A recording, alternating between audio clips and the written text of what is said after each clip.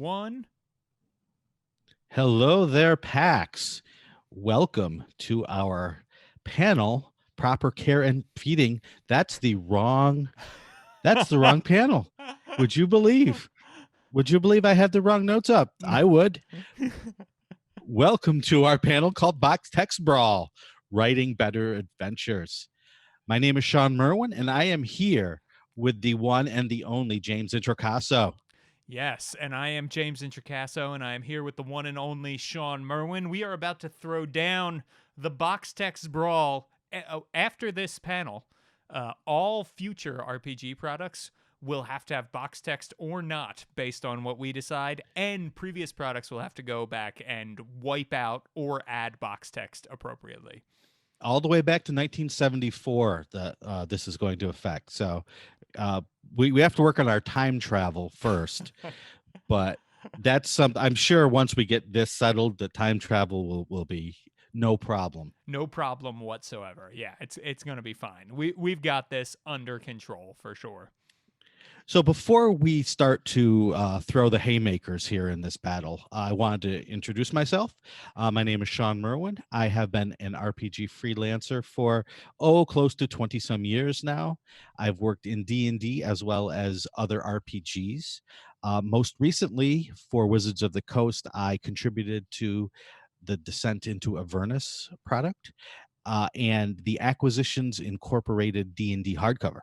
Yes, my hat is off to you. That is probably the best written D&D hardcover out there. I really love the Inc hardcover. It's got such a good tone of voice and is really, really great. I love it. Yeah, it was fun to work on because it's a much different product than anything that's that I've worked on in the past. Let's put it that way. And you know what's in there, James? Box text. That's all I'm saying.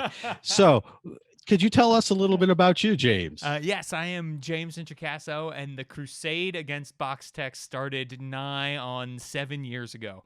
So I am a podcaster and blogger and game designer. I also worked on Descent into Avernus, and most recently, I worked on the Mythic Odysseys of Theros book, as well as a couple other hardcovers. I work with MCDM, who I am repping right now on this shirt.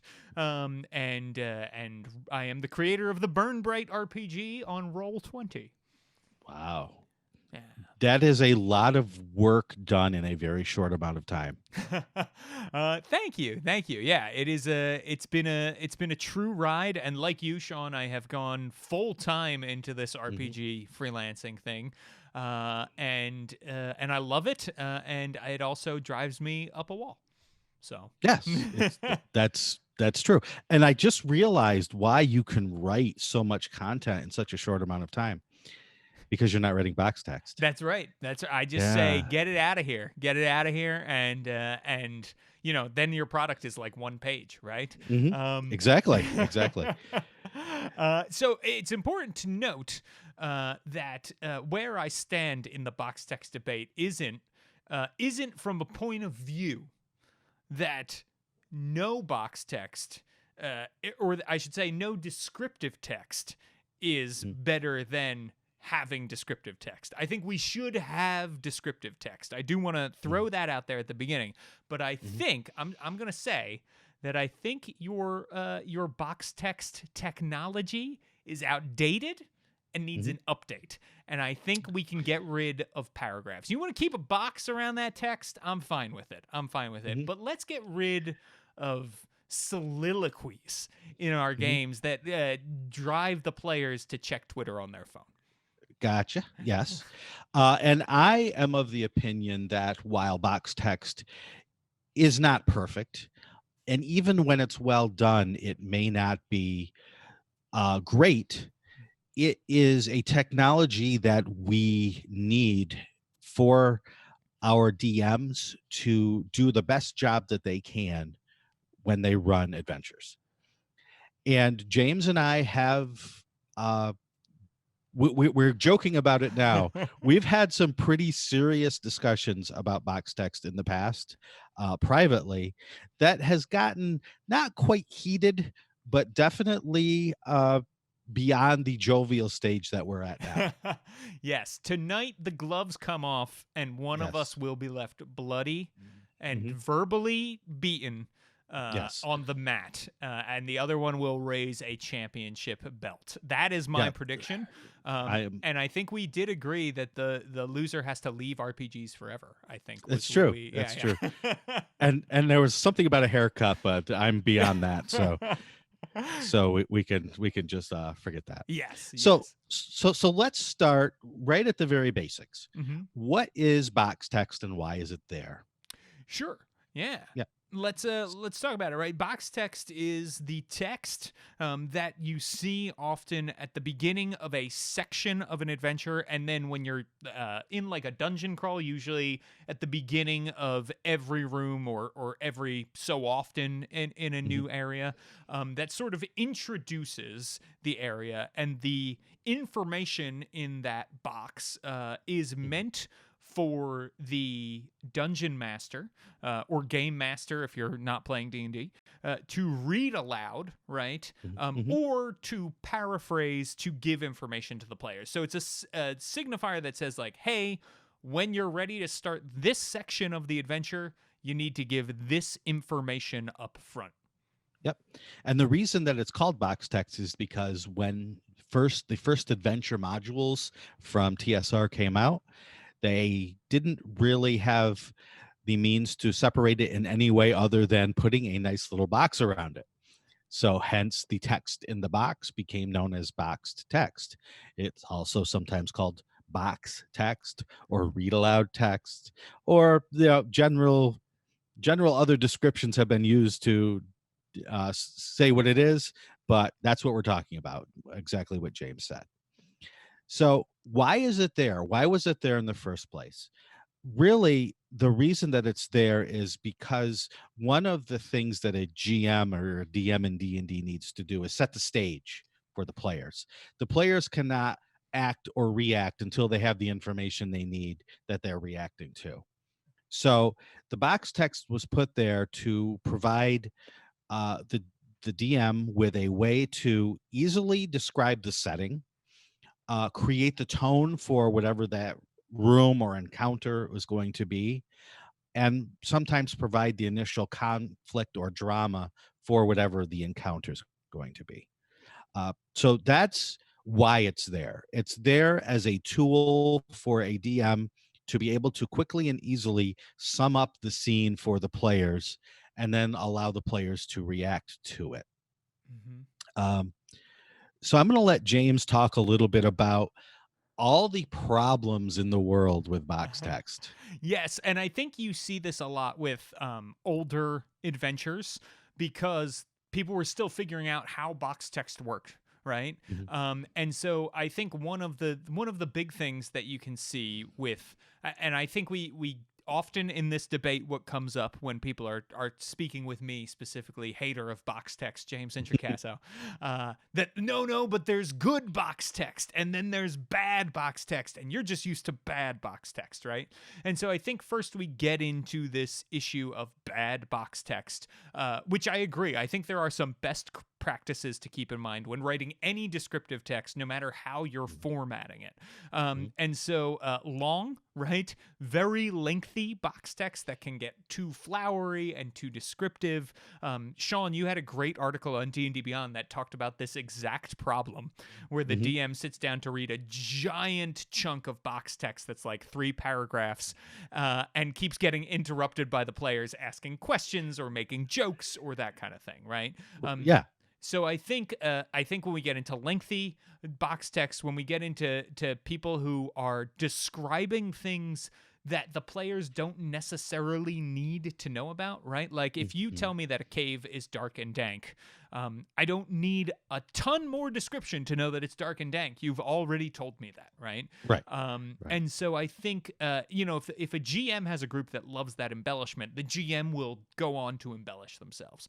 So, Mhm. so I think that's one thing. The other issues are that even with short box text that is descriptive and concise, uh, there's often a shift in attitude, right? That we go from, hey, we are players engaging with our GM and we're going back and forth and we're having this exchange to, all right, children, settle down. Father is going to read aloud to you now, and the GM pulls out their box text and reads it, and I think that is often a signal for a lot of players who maybe they're used to bad box text, right? And even when it's short and good, they tune out right away. So Yeah. yeah.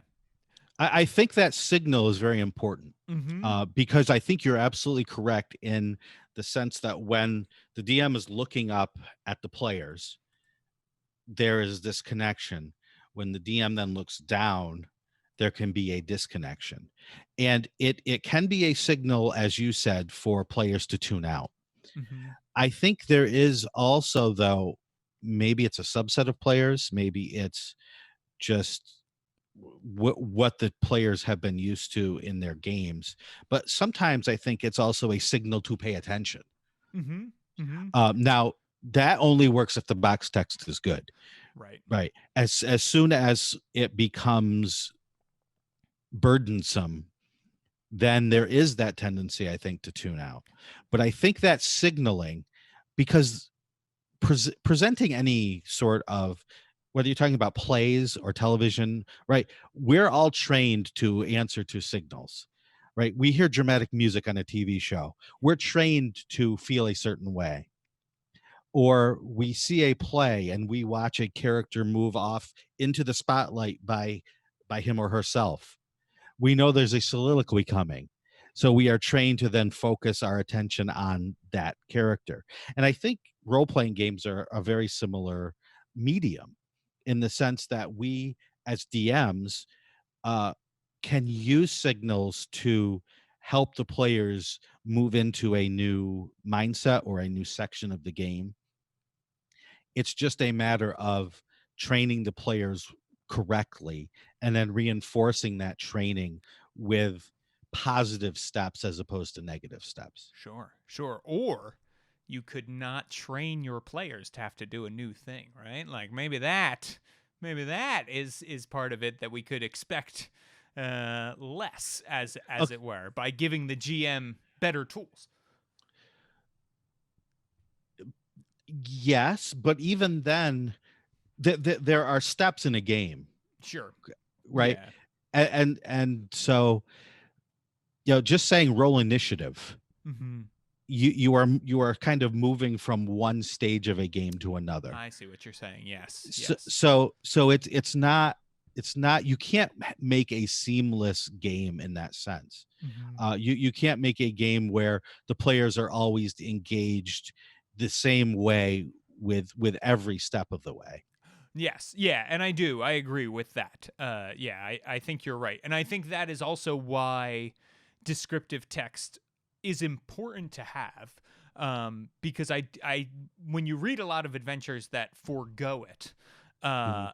it makes the GM's life way harder because they're like, okay, well, there's all this information. How do I know what to tell the players up front that they really need to know at the Right, start of entering this room, coming to this castle, whatever it may be, right? right. And I think that, when we talk about the problems too, right, the other problems that we see are telling the players how they think or feel or how they Mhm. act, right? So that idea of like, as you step forward in box text, you are Right, telling the players that they're stepping forward, that their characters are doing this, and maybe that's not happening, or that they feel terrified.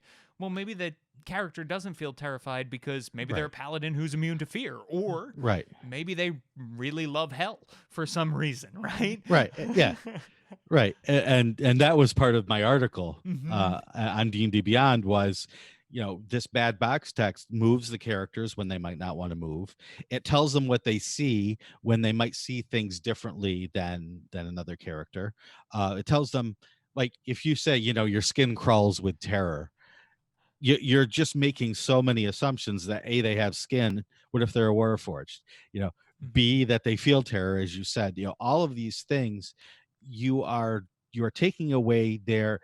It's not quite agency because I think agency means movement or agency means choices, but you're taking away their role playing abilities, their characters core Yeah. when you use all these things. So for sure, that is something where box text can totally go horribly wrong. Uh, and the other point you made about being longer than necessary is also totally true. Mhm. When you write box text, you really have to distill it down to the essence of what is the most important thing. Not even important thing. What is the most important thing? Mhm. Because the box text is kicking off a a new a new scene in the game, a new part of the game, and you can rely on the DM to bring it together. You just often can't rely on the DM, and I say this as a DM myself, to make sure all the key points get mentioned at the correct times. Right. Right. Uh, because even something I've written, if there's not a good piece of box text there, I will forget that, oh yes, and I forgot to mention that pit in the middle of the Yeah. floor. Right. uh as the barbarian says, well, I rushed I charged the wizard who's casting a spell. Oh yeah, did I not mention that there's a 40-foot pit between you and the wizard? Yeah, that would have been important to know before you all started planning your combat. um, and so I think that's something where a DM's preparedness is important, but DMs are human, Mhm. most of them, unless you're an AI. Uh, and you need that help. And that's where I think we as adventure creators can give that help using something like box text, if not specifically box text. Totally, totally. And I 100% agree with that. And I think that's why it's so important to have some form of descriptive text. It really is a struggle to be lost. And GMing is such a hard thing to do, right? You're taking on a lot of responsibility when you do that. And so giving people the tools, I think, adventures that are well written, right? And I'm not talking about like, oh, what a great plot twist in there. I think those are great to Mhm, have too. mhm, But the best adventures are the ones that I think are functional, right? That mhm, a GM can pick up at the table and play a lot of fun with, because a role playing game always has surprises, whether or not they're written into the adventure, right? The mhm, mhm. dice are going to surprise you. The player characters are going to surprise you. And that's really, they're driving that story, right? Mhm, And so I often think that. We should be giving the GM the tools to facilitate that. And I totally agree that descriptive text is a big part of that. And I also think, when I think about, right, telling players how their characters feel. mhm. I get the impetus behind that, and I've done that in my career, earlier in my Sure. career, right, with box text. In fact, I think probably with you, and you were like, "Hey, don't do this." Mm, So thank you for teaching that, right? And the idea that, like, you can still evoke fear mhm, or excitement or whatever you want with descriptive text, but it should be through the words, right? When you right, read a horror novel, Stephen King doesn't say, "And now you, the reader, are terrified." right.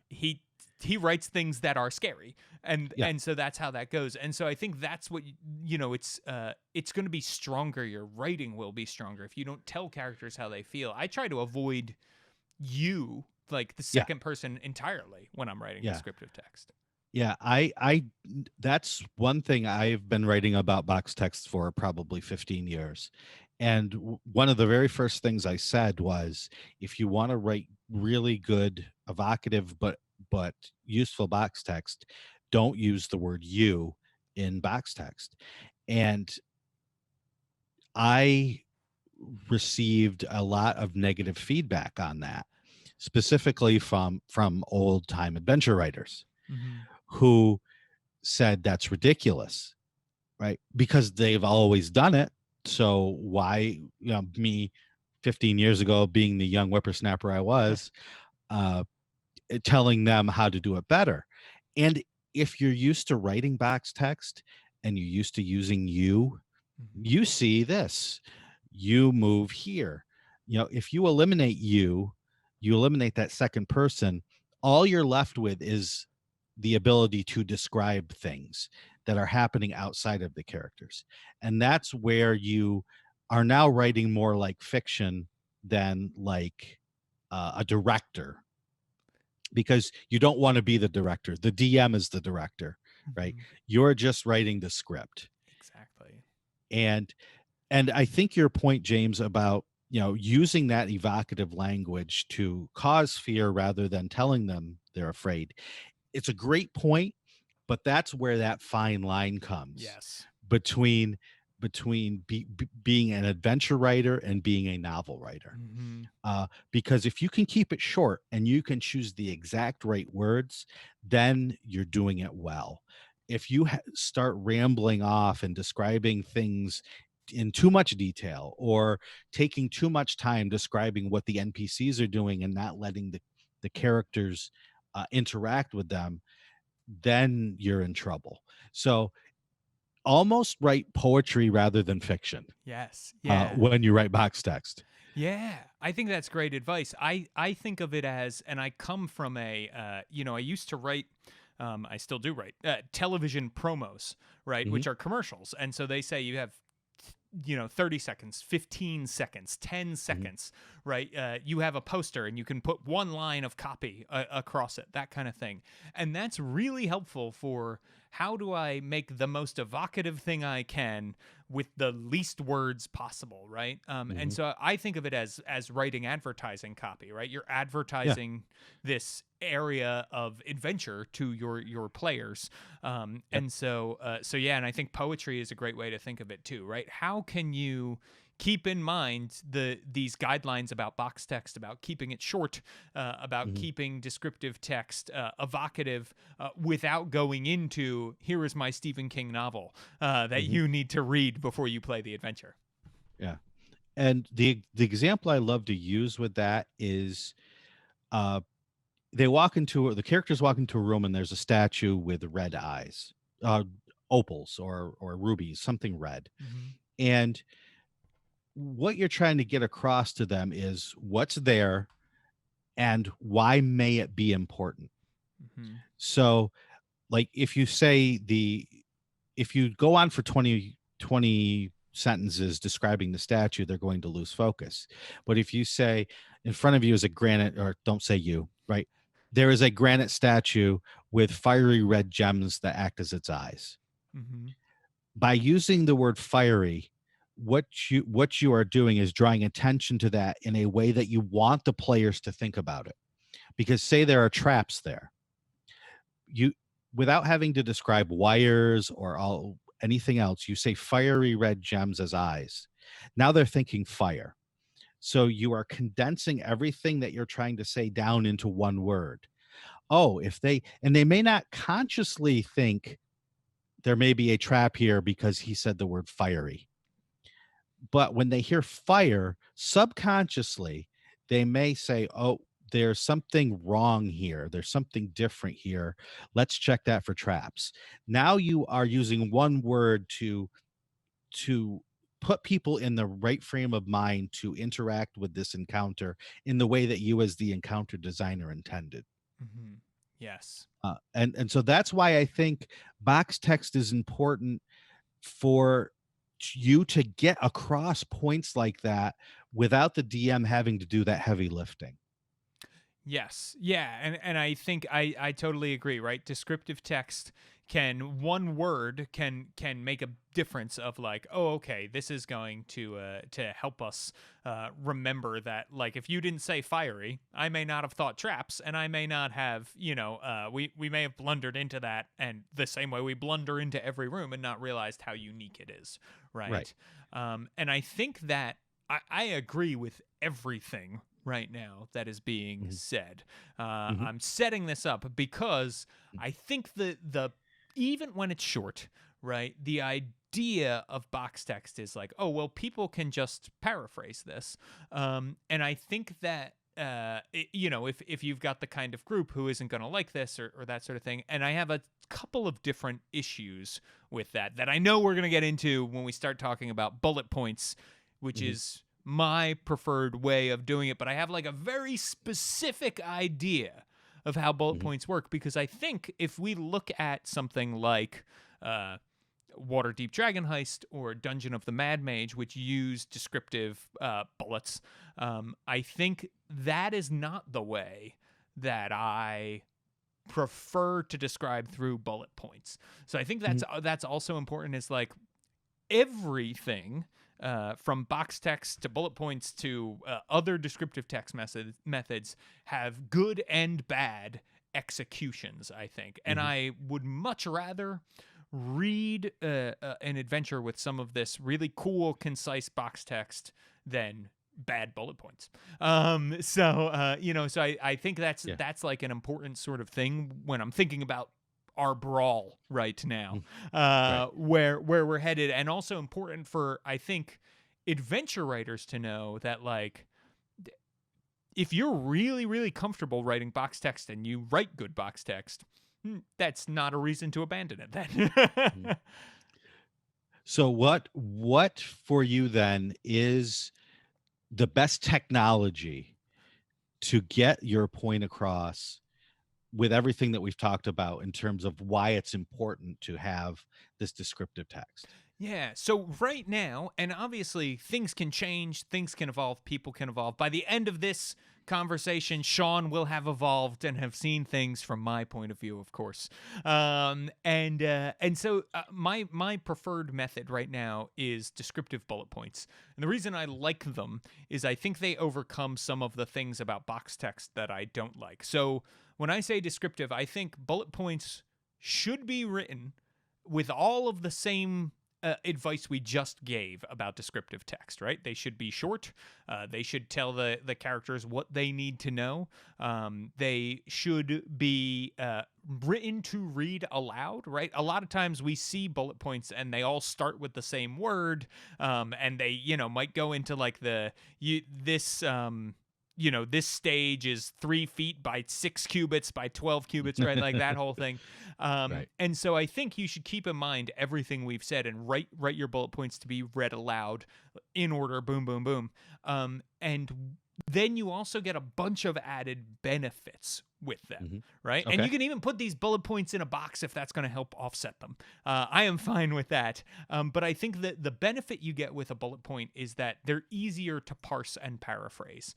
And in talking to a lot of GMs, I know that when I have this debate with people, they say, well, I don't read the box text as is. I paraphrase. For me, I know it's easier. I also know that bullet points are easier for if people are like English is their second language and they're reading your adventure. I've had a lot of people say that this bullet point method is easier for them. And I also know for GMs who might be dyslexic, right?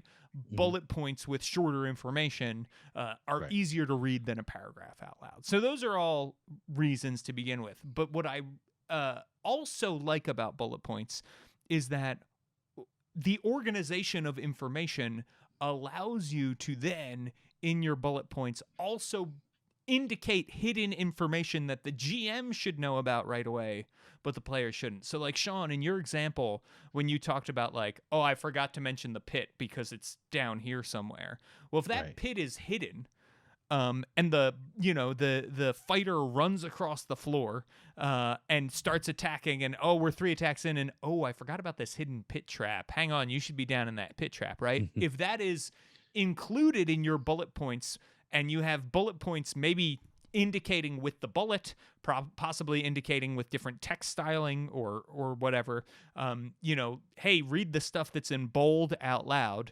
The things that are not in bold are information you, the GM, should know, but is hidden from the players when they first enter this room or come into this area, but it's important for you to know it.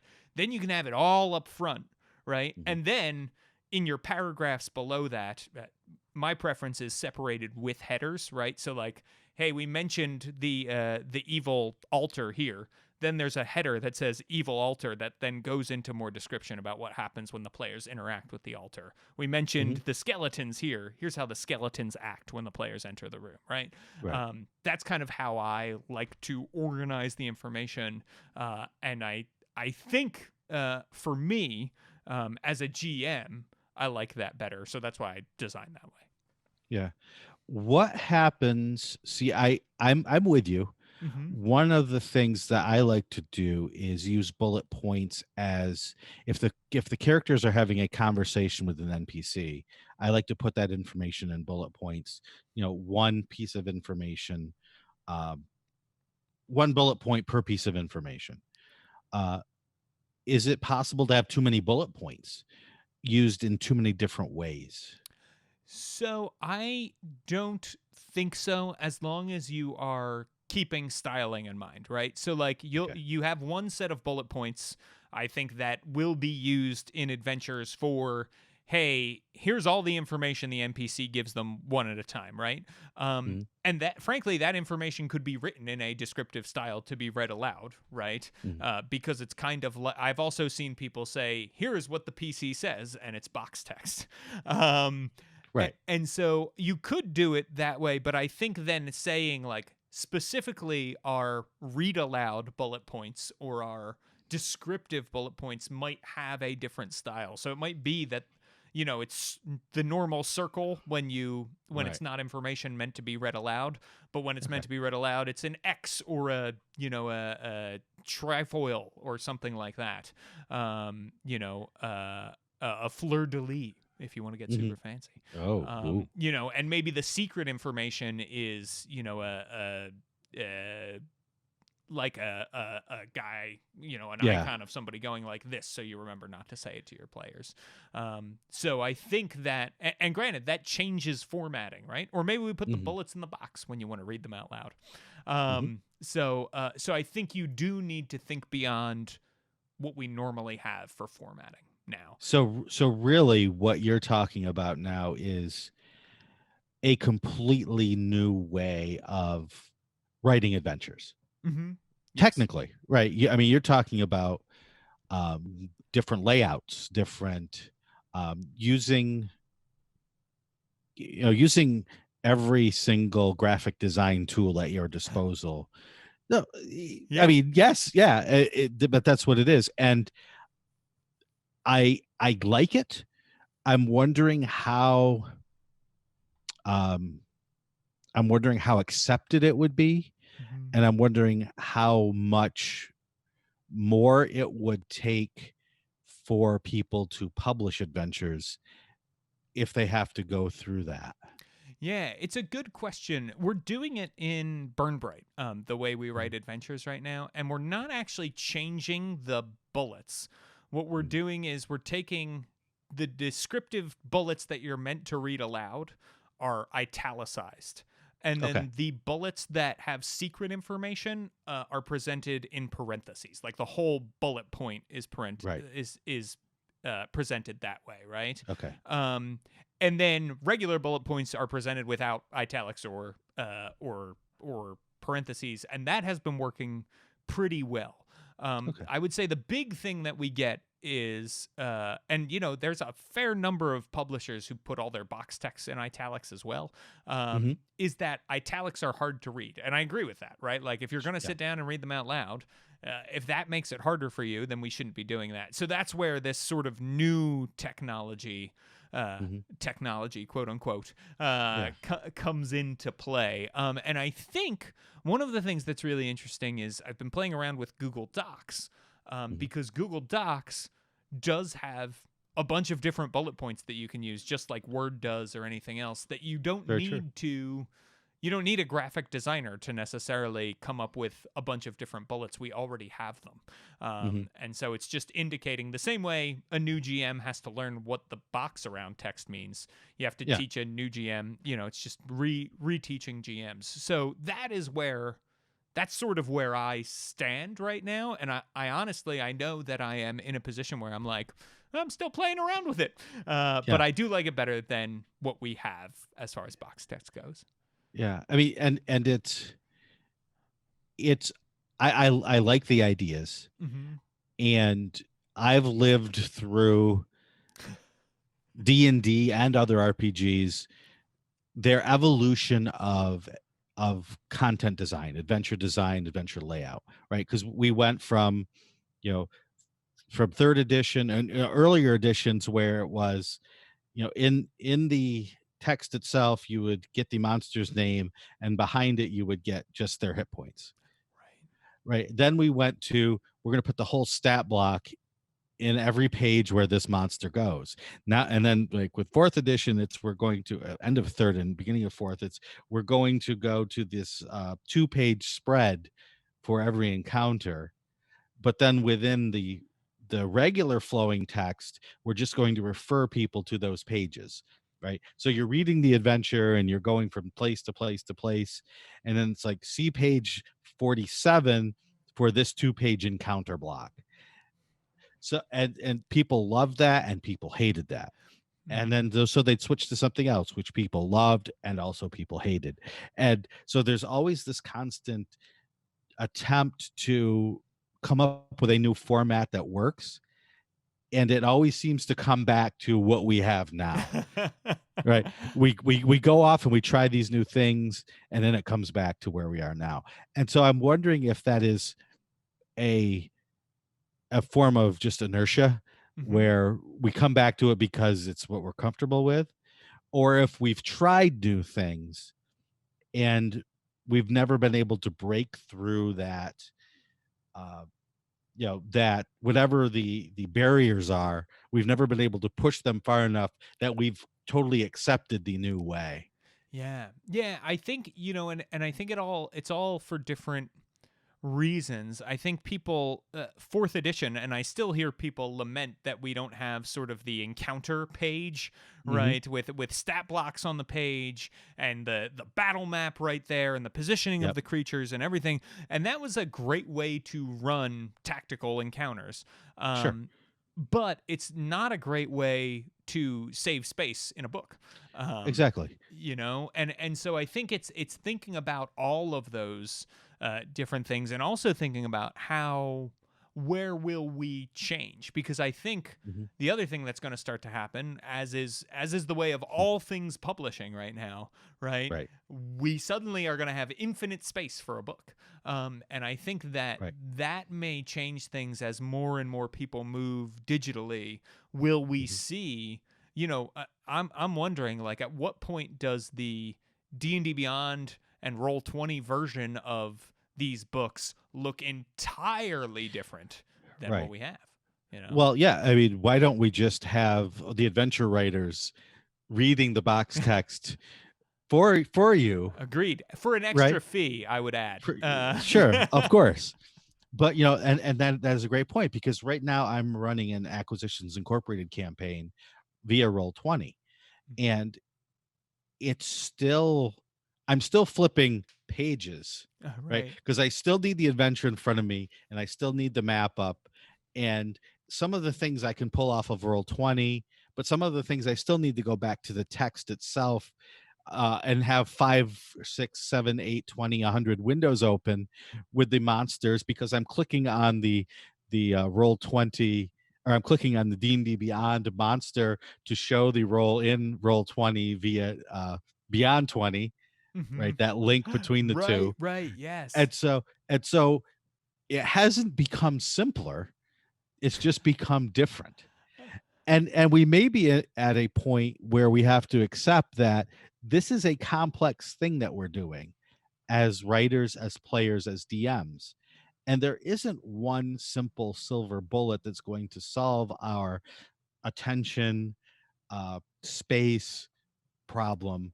We are stuck with having to use the executive functional portion of our brain, right, to manage several things at once in order to present this to players.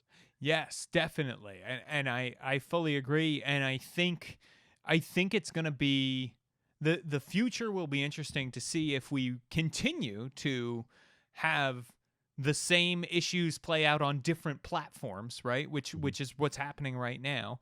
Will there be one platform to unite them all? Will there be, especially when we look at the difference between something like a Roll20, which is built to, hey, come play a lot of games on this, versus a D&D Beyond, which is come play D&D, and so we are super optimized for just that D&D experience.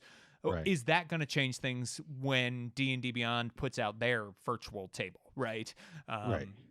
And so I think it'll be, and I know this is sort of a tangent that I've gotten off on here about technology, but this idea of the way that we write our text, I do think can be written in a way that can make people, make players and GMs have a better time engaging with the text. And I don't necessarily think the solution is, hey, every book comes with Matt Mercer reading aloud all of the box text, right? Although Right. I think the novelty of that at first would definitely intrigue people. I do think by the time you're running your fourth book and the GM hits play on Matt Mercer for the 40th time, people are going to be tuning out, just like they Right. would for long box text. But I do think that if we can give GMs the tools to paraphrase and keep players engaged, and then also the tools to edit themselves on the fly faster, right? Like, oh, I don't want this to be a Hezru. I want this to be a Glabrazu instead. Right. Being able to do that on the fly, which I think again is easier with bullet points. I think engaging with your players is easier with bullet points because you are able to paraphrase and speak a little more naturally instead of going into sort of a didactic narration mode. And then having information up front that isn't meant to be read aloud, but is important to know up front. I think that's why, for me, bullets are, I'm not saying the way of the future, but the way I would like to write my adventures in the future. And that being said, right, like, you also got to stick with the style that you're in. So if I'm writing an adventure, Shawn, with you, I'm not going to write all my chapters one way and have you write the other way. Like, we're going to get together and say, how do we do this, and figure it out. Right.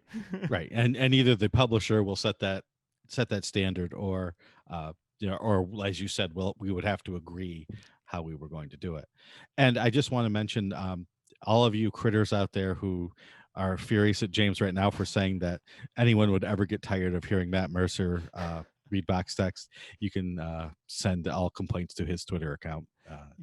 At James Introcaso. So listen, I love hearing me some Matt Mercer. Okay, I am a big fan, and I would get a kick out of hearing it. But if you have a player at your table who doesn't play Critical Role, and every time it's like, oh, let's all gather around my iPhone and hear the the luscious voice of Matt describe the room we're going into, I would be afraid that player would tune out.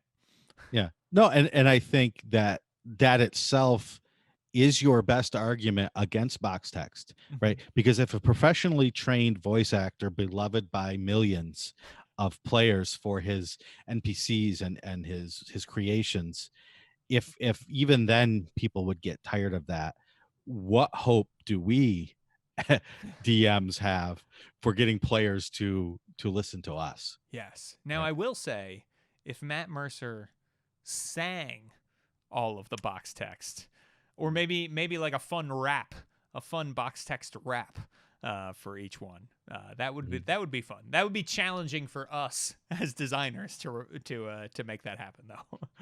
Yeah.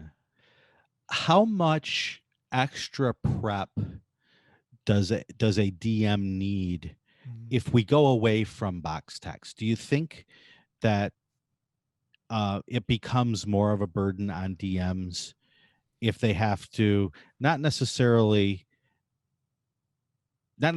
parse your bullet points? Because I don't think your bullet point idea is actually much different than box text. Agreed. I think what you're talking about is generally one extra hit of the enter/return key when you're writing box text, right? It's just adding a little space. But if you go another way where it's not presented very easily for them, does the DM owe it to the players to prepare better? That's always a question that's on my mind, especially with Adventurers League, right? Because with Adventurers League, you have a time limit. You may be playing DMing, GMing for strangers. you may not have had a lot of time to prepare. So in situations like that, how much do we as writers owe it to DMs to make it easier for them, or how much prep should we expect them to do to get that information correct the first time?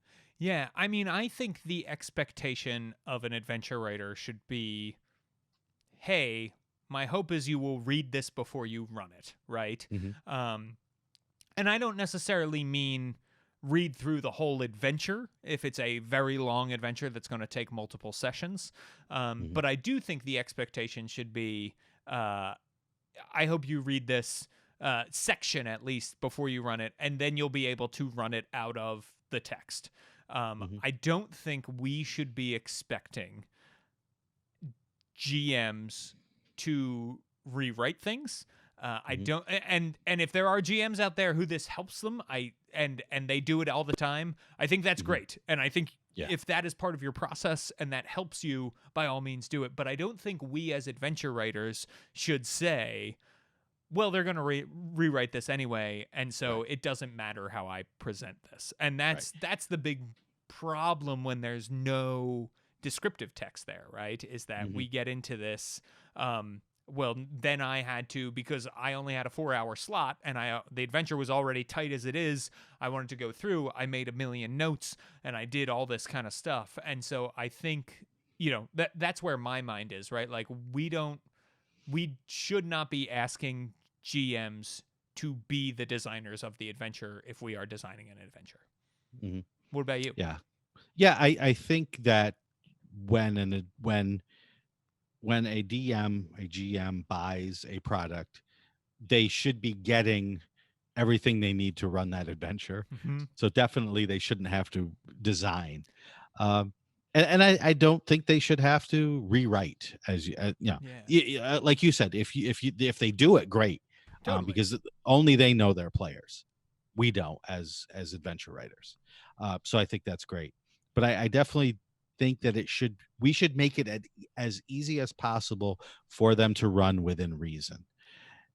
Yeah, and I think that's why it's been hard to pry box text out of its vaunted position, in adventures, Mm-hmm. uh, because it is so darn easy for the DMs to just read it and expect to have it do that work for them. Agreed. Yeah, yeah, and that's why I also think box text is better than no descriptive text at all. Right? Hmm. I am running right now for my gaming group, Storm King's Thunder, Hmm. which has a lot of big dungeons and very very little box text, right? Hmm. And it doesn't have bullet points either. Unlike something like Dragon Heist or Dungeon the Mad Mage, which we mentioned, have bullet points that are not necessarily written to be read aloud, and but they have information up front that you need. It Hmm. is There's a lot of like, okay, we're going into a new room. It's a good thing this is a giant door that's going to take you forever to figure out how to open, so I can read this six Right. paragraphs of stuff. Yeah, yeah, and that's stuff. I remember in third edition D&D days writing for a living campaign, and I did not write box text Hmm. because I was at the point where you are now, right? I was sick of box text. I had been editing a lot and DMing a lot, and the box text wasn't great and it wasn't doing what I wanted. And I said, I'm not going to write box text. So I turned in a full adventure with no box text, and the editor sent it back and said, please write box text. And I said, yes, sir, I will do that Hmm. Yeah, because, yeah. that happened to me with Descent into Avernus, because I had worked on Hmm. Dungeon of the Mad Mage, which was bullet point style, and then the next thing I worked on was Avernus, and so I continued to use bullet point style, as did I think many writers, Hmm. and then we all got the note back that was like, actually. We found that box text is working better for our readers, and so can we do Yeah. that instead? Yeah. Yeah, and they did a whole season of Adventures League, I think, that was coexistent with the season where they did uh, Dungeon of the Mad Mage and Yes. Dragon Heist, And I think all of those adventures did not have box text, and the DMs were not pleased. I will note that those adventures also did not have bullet points. It was This is true. it had This is there true. were a lot of paragraphs of text, and I Yeah. think that was hard. And I will say, right, when the Eberron adventures that some very smart AL admins are putting together, when those started to come out, people were very happy to see a return to descriptive text. Mhm. So I think, I think as much as you and I, as game designers, can get into the minutia of how should descriptive text be presented, I think Mhm. we do agree, right, that there should be some descriptive text of some kind in adventures. Yes, I think that without it, we are doing the DMs and GMs a disservice for what they're going to do, because as we mentioned, both mentioned, we we do not want the consumers of our products to have to do the work that we should have done. Correct. Correct. So, Yeah, I agree with that 100%. And I think we also agree on how descriptive text should look, right? It should be short, it should be mhm, evocative, and it shouldn't be telling players how to act or feel. right. We certainly agree on a lot of things here. So Mhm. I guess neither one of us can really be forced to leave the RPG industry. No, but that's good because I like eating, and I suppose that you do too. I Probably do. not as much as me, but Oh, I like it quite a bit. I like it quite a bit. Yes. well, I think that I don't have much else. I feel a little bloodied. Hmm. I am. There are little birds flying around my head from the shot you got in. But I think we can call this a draw. I think so. I think by judge's decision, you and I Yeah. being the judges and the competitors in this match, Yeah. we can say this was indeed a draw. And I look forward to next PAX Online when we debate 2-column versus 3-column format, which is Okay. best for RPGs. I think we probably agree there too that 3-column is terrible. Get it out of there. Yeah, for anybody reading it on like a tablet, that's Mhm. brutal. Yeah. It Yep. really is. Really That is. that that would be the shortest debate ever. Yes, yeah. So this has been really really fun. Yeah. Thank you, Shawn, for sitting down and chatting with me about Hey, thank you for supplying all the brain power and recording power it. to bring this to PAX. Well, thank you for bringing your brilliant brain power and supplying all of the admin and having this panel actually exist, which would not have happened if you hadn't There you go. spoken to PAX. All right. And thank you to PAX. Yes, I hope that you are all enjoying your online PAX. We both, I'm sure, wish we could be there in person because PAXs have always been so good to us. Yes. Uh, and but we make do with the hands that were dealt, and we read the box text we're given. Exactly. So everybody, thank you so much, Shawn. I guess since we're headed out, where can people find you? That's a great question. Thank you, James. People can most often find me on Twitter at Shawn Merwin. I do have a podcast, a weekly D&D podcast that I do with Teos Abadia called Down with D&D, which you can find on the Misdirected Mark Network if you search Down with D&D. You can also find my work on the DMs Guild. Just search Shawn Merwin. Or you can check out my work as an administrator of the Ashes of Athos. That's the wrong world. Wow. As the Eberron Oracle of War campaign for the D&D Adventurers League. Mhm. How about you, James? So you can find me on Twitter. I'm at James Introcaso. I blog about game design and the things that I'm doing over at worldbuilderblog.com. You can also check out the original role-playing game I created and the box text bullet points we were talking about over at burnbright.com. That's BRYTE And I am also in places like the DM's Guild, where I worked on an Eberron Oracle of War adventure, and I did indeed include box text. And you can often find me playing great Eberron Oracle of War adventures.